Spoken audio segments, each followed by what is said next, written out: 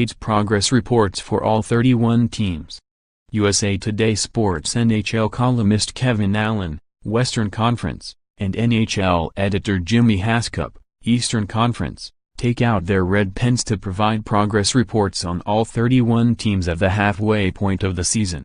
General Manager George McPhee did everything right to prepare this team for its first NHL season. He hired the right staff and the right coach in Gerard Gallant. He manipulated the expansion draft rules to create a roster that puts this team on a trajectory to be the best expansion team in NHL history.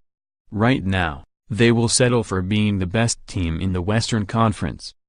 Opponents beware, because this team has improved since reaching the Stanley Cup Final last season. They are more balanced offensively and play with more confidence. Their defense is as formidable, and Pekka Rinne is still Pekka Rinne. With Jonathan Quick healthy and John Stevens and his staff improving the team's offense, the Kings are a factor again in the Western Conference. Even with a continuous run of injuries, the Blues have been one of the NHL's best teams since the opening week of the season, thanks primarily to one of the best defensive groups. The Blues rank 4th in goals against average, 2.56. Hard to find a fault. They are the class of the Eastern Conference, with a Stanley Cup Final appearance in their sights.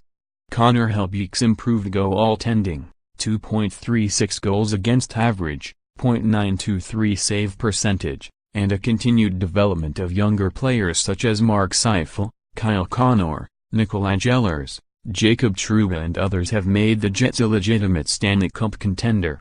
More, Team USA Hockey Q&A with GM Jim Johansson, how good could Olympic team be?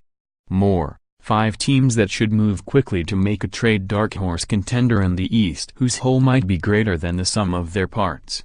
The Bruins not only rank 6th in offense and 3rd in goals against, they are the top possession team and 2nd in goals for percentage at 5-on-5 behind the Lightning. Last season, the Avs were the NHL's worst team by a country mile. Today, they own the NHL's 5th best scoring average, 3.27, and 20th goals against average, 3.00. Not many saw this transformation coming. They have taken a major step forward as a faster, more talented team with an offense that has gone from among the bottom third to the top third. Still would like them to control the shot share more. Even though they are not as dominant as years prior because of depth losses, the Capitals have gotten the job done in a competitive division. The worry is that they are not running away with it, and a few losses could mean being on the periphery. The Ducks have done a commendable job of overcoming multiple injuries just to stay in the playoff race. If they played better on the road, 8-11-2, the Stars would be among the league's best teams. Taking a step back? Not this season. Thanks to special teams, a power play that ranks 5th at 22.2% and penalty killing that ranks 2nd, 84%, the Sharks are in a playoff position. Defensive play still needs tightening. That 52 points in 43 games don't warrant and speaks to our expectations entering the season. They are not the dominant team they once were, but they are in the hunt for a playoff spot in a challenging division. They dug out of an 0-5-5 rut in late November to win 11 of their last 16 games. That speaks to their status, not necessarily bad enough to fall out of the race or good enough to be among the best. A lack of a game-breaker on offense and a goaltending situation that is still on shaky ground limits the upside, no matter how good the underlying metrics are. Haven't we heard this before? Where has the offense, ranked 27th, gone? Josh Anderson leads with 14 goals, while Artemi Panarin paces them with 35 points. Coach John Tortorella needs to free them again. The Red Wings are pretty much what we thought they'd be. A team that could hang around but need a few breakouts to be in playoff position. The growth of some younger players has earned them a few extra points. Injuries undermine the good management decision to give younger players a larger role in turning around this team's fortune. Expected more from them this season.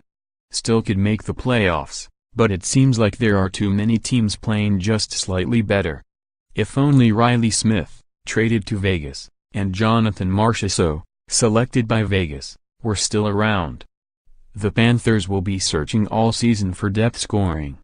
We expected more from them this season. They've scored 123 goals and given up 123 goals. They are 5-5-0 in their past 10 games. That says it all. Even though they have a winning record, they are underachieving. Top 6 heavy, but the top 2 lines are good enough to carry the offense to third in the league. The league's worst goal tending, .892 SV%, has sunk them. The Rangers are still far too reliant on Henrik Lundqvist, who has posted a .924 save percentage. New York has allowed 33.8 shots per game, the 4th most in the NHL. Even if their last place standing in shooting percentage and save percentage at 5-on-5 should regress in their favor, today they have a 1-point lead for the 8th playoff spot. They are 18th in offense and 24th in goals against, with depth that is lacking. Too many young players, an underachieving defense and an early season anti-Ranta injury have meant another miserable season. Can't blame Connor McDavid for the team's backsliding. This appears to be a misread by management, and perhaps most of us, for believing the Oilers were stronger than they were last season. Things could get uglier before they get better, as a down year from Max Pacioretty has him on the trade block. Not even Carey Price has been able to rescue them. It's best to say nothing if you don't have anything nice to say, right? This was supposed to be a foundation-building season. It could get worse if leading scorer Evander Kane gets traded. After a surprise playoff run last season, the Senators have the 3rd worst record, 14-17-9, and the 2nd worst goal differential, -27, in the NHL. Matt Duchene has not added a spark,